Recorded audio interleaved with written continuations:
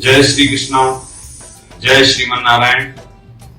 आप सबको बताते हुए बहुत हर्ष का अनुभव हो रहा है कि प्रतिवर्ष की भांति इस वर्ष भी गया जी की पावन भूमि पर विष्णु पद मंदिर के पास और फाल्गु नदी के तट पर 17 सितंबर से 2 अक्टूबर तक श्रीमद् भागवत कथा और शिव पुराण के सुंदर आयोजन होने जा रहे हैं। इस 16 दिवसीय कार्यक्रम में प्रतिदिन पितरों के लिए तर्पण होगा, पिंडदान होगा, ब्राह्मण भोजन होगा और ब्राह्मणों को यथाउचित दक्षिणा का भी दान होगा। तो सभी भक्त, सभी जो अपने पूर्वजों के लिए कृतज्ञ हैं, जो अपने पितरों से प्रेम करते हैं, उन सभी से निवेदन है कि इस वर्ष आप गया जी की पावन भूमि से जुड़िए। अपने पूर्वजों के लिए, अपने पितरों के लिए, जो अधोगति में आपके परिवार में यदि कोई शांत हुआ है और आप उसका श्राद्ध तर्पण विधिवत कर्म नहीं कर पाए हैं, तो उनकी शांति के लिए, आत्मा की शांति के लिए और आप अपने भी आत्मा की शांति के लिए भागवत, श्रीमद् भागवत के 18,000 श्लोकों का पारायण करवाएं, भागवत पोथी पाठ बिठलवाएं, अपना नाम और गोत्र भेजकर, अपने पूर्वजों के नाम और गोत्र भेजकर, ताकि हमारे यहाँ पर वेद पाठी ब्राह्मण आपके नाम और गोत्र से संकल्प लेकर 7 दिन तक 18,000 श्लोकों का पारायण कर सके श्रीमद् भागवत कथा के रूप में।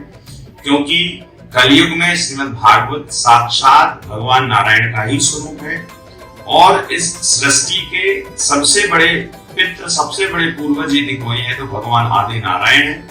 और कहते भगवान नारायण यदि प्रसन्न हो गए तो अंतो गत्वा हमारे सारे पितृ, सारे पूर्वज जो यहाँ वहां भटक रहे हैं, वो सीधे भगवान नारायण के चरणों में विलीन होकर अत्यंत हर्ष का अनुभव करते हैं। क्योंकि कहते हैं जीवन में यदि थोड़ा भी पितृदोष है तो जीवन में बिना किसी कारण के रोग हो जाता है। और कभी कभी आपने देखा कि ऐसा रोग हो जाता है कि डॉक्टर कितनी भी दवाई दे लेकिन आराम नहीं लगता। ये पितृदोष का कारण है। दूसरा, जरूरत से ज्यादा कर्ज हो जाना, ऋण का बढ़ जाना, ये भी पितृदोष का कारण है। बिना किसी बात के शत्रुओं की अधिकता हो जाना, घर में संतान सुख की प्राप्ति ना होना, आसपास घर के अगल बगल में पीपल के पेड़ का उग जाना, तुलसी का पौधा लगाएं तो पौधा सूख जाना, ऐसे शास्त्रों में बहुत सारे पितृदोष के कारण बताए गए हैं।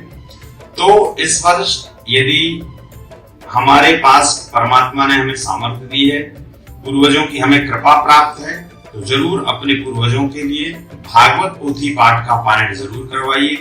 17 सितंबर से संकल्प प्रारंभ हो जाएंगे। और आपको बताना चाहूंगा, ये संपूर्ण आयोजन आप संस्कार चैनल पर लाइव देख सकते हैं। हमारे YouTube, फेसबुक चैनल अभिनंदन जी महाराज के नाम से YouTube चैनल है, फेसबुक पेज अभिनंदन जी वृंदावन के नाम से है। तो वहां पर भी आप संपूर्ण आयोजन लाइव देख सकते हैं। आप प्रतिदिन चैनल पर देखेंगे संस्कार टीवी पर कि प्रातःकाल तर्पण हो रहा है, पिंडदान हो रहा है, उसके बाद फिर ब्राह्मण आकर भागवत जी का पाठ करेंगे, पारायण करेंगे। ये समुचित कार्यक्रम आप संस्कार चैनल पर देख सकते हैं। और अभी 11 सितंबर से एक कथा संस्कार पर पुनः प्रसारित होगी, तो उसको भी देखिए आप। और आपकी स्क्रीन पर, मोबाइल की स्क्रीन पर, यूट्यूब, फेसबुक, इंस्टाग्राम पर हमारे श्री श्यामा सेवा संस्थान के नंबर फ्लैश हो रहे हैं। उन नंबरों पर कॉल लगाइए। हमारे अधिकारी, पदाधिकारी आपका संपूर्ण मार्गदर्शन करेंगे। व्हाट्सएप पर अपने पूर्वजों का नाम भेजिए, गोत्र जरूर भेजिए, क्योंकि गोत्र की बड़ी महिमा है। श्रीमद् भागवत में एक प्रसंग आता है कि धुंधकारी, गया की भूमि पर धुंधकारी को ले जाया गया था और गया की भूमि पर जाने के बाद भी धुंधकारी का तरण तारण नहीं हो पाया, उसका कल्याण नहीं हो पाया। उसका कारण था कि धुंधकारी का जो गोत्र था वो गोत्र सही नहीं था। और चूंकि हमारे शास्त्रों में वर्णित है कि जब आपको अपना गोत्र ना पता हो तो हम कश्यप गोत्र के द्वारा उस संकल्प को पूरा कर सकते हैं। तो 17 सितंबर को गया की भूमि पर ब्राह्मण देवता संकल्प लेंगे। वो सारा संकल्प आप संस्कार चैनल के माध्यम से देख पाएंगे। 17 सितंबर को चूंकि भाद्रपद पूर्णिमा का श्राद्ध है, उस दिन साधु संतों का श्राद्ध होता है।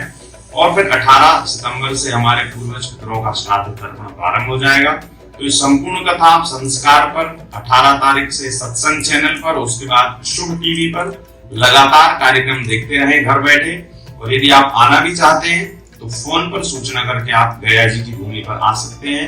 अपने पितरों का तर्पण, पिंडदान, ब्राह्मण भोजन उनके नाम से जो भी करना है, क्योंकि इस श्राद्ध के दिनों में गाय को, कौवे को, ब्राह्मणों को, चींटी को, इन 4-5 लोगों को भोजन हमें बड़ी श्रद्धा के अनुसार कराना चाहिए, क्योंकि ब्राह्मण के उदर में जब भोजन जाता है तो कहीं ना कहीं भगवान नारायण के उदर में ही भोजन चला जाता है। जब हम ब्राह्मण को दक्षिणा देते हैं, ब्राह्मण प्रसन्न होते हैं, तो साक्षात भगवान नारायण प्रसन्न हो जाते हैं, और नारायण प्रसन्न होते हैं तो हमारे पूर्वज प्रसन्न हो जाते हैं।